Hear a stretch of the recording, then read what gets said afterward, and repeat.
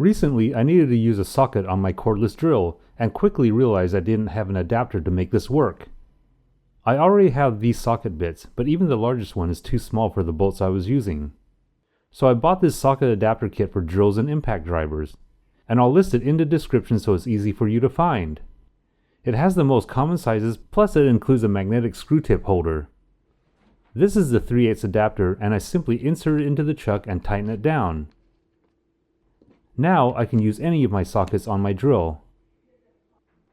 And because it has a little notch here, these are completely compatible for impact drivers. Just pull out the retaining collar, insert and let it lock into place. This adapter kit was about $6 and really handy to have around.